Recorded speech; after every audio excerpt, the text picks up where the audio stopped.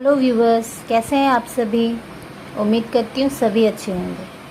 आज का हमारा लेसन है क्लास 3 के लिए। ये बंगाल बोर्ड क्लास 3 की पुस्तक है। पुस्तक का नाम है बटरफ्लाई।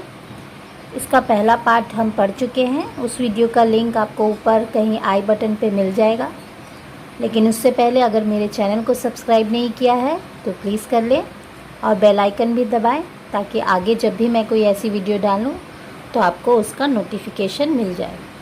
आइए आज का पैसेज देख लेते हैं। ये पेज नंबर है 107 107। इससे पहले हम इसका पहला भाग पढ़ चुके हैं। उसमें हमने देखा था कि बड़ी बहन एल्डर सिस्टर बहुत मेहनती है और वो कुएं के किनारे बैठकर सूत काट रही थी। तभी उसका सूत का रील जो होता है वो फिसलकर उसके हाथ से कुएं में गिर जाता है। आइए आगे देखते हैं क्या होता है। Let's read again. The poor little girl dived into the well to get the shuttle. उस रील को हासिल करने के लिए बेचारी छोटी लड़की कुएं में छलांग लगा देती है। As she fell, she becomes senseless. जैसे ही वो कुएं में कूदती है, गिरती है, वो बेहोश हो जाती है। Thus she dropped down to the bottom of the well.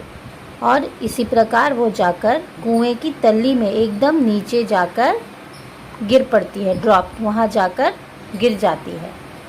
When she awoke, she found herself sitting in a meadow.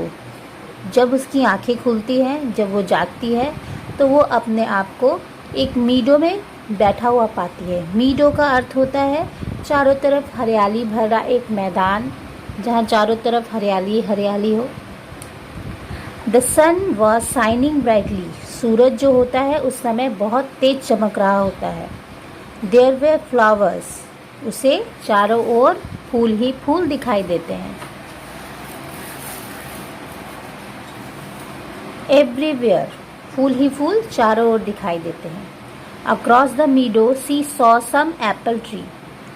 उस मैदान के किनारे उसे कुछ सेब के पेड़ दिखाई देते हैं।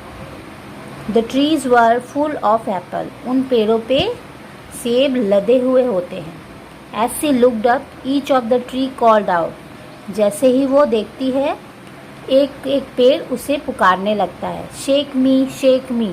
मुझे हिलाओ, मुझे हिलाओ। ये कौन कह रहा है? पेड़। The apple are all ripe. सारे सेब पक चुके हैं। पेड़ उस लड़की से क्या कहते हैं? मुझे हिलाओ, मुझे हिलाओ, सारे सेब पक चुके हैं। आगे देखिए। So she shook the tree. इसीलिए वो जाकर उन पेड़ों को हिलाती है। The apple fell like rain. और सेबों की बरसात होने लगती है। ऐसे गिरते हैं मानो सेबों की बरसात हो रही है। She gathered them in a heap. वो सारे सेबों को इकट्ठा करके एक हीप बना लेती। हीप का मतलब होता है ढेर। एक के ऊपर एक चढ़ा चढ़ा कर एक ढेर लगा लेना। Then she came to a little house. तभी वह एक छोटे से घर के पास पहुंच जाती है।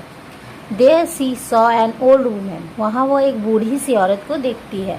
The woman had large teeth. उस बूढ़ी औरत के बड़े बड़े दांत थे। The girl was afraid. उसे देखकर छोटी सी लड़की डर जाती है। उम्मीद करती हूँ पैसेज आपको समझ आ गया होगा। आइए Let's do. Complete the following sentence with information from the text. The poor little girl dived. बेचारी छोटी गरीब लड़की, बेचारी लड़की dived into the well.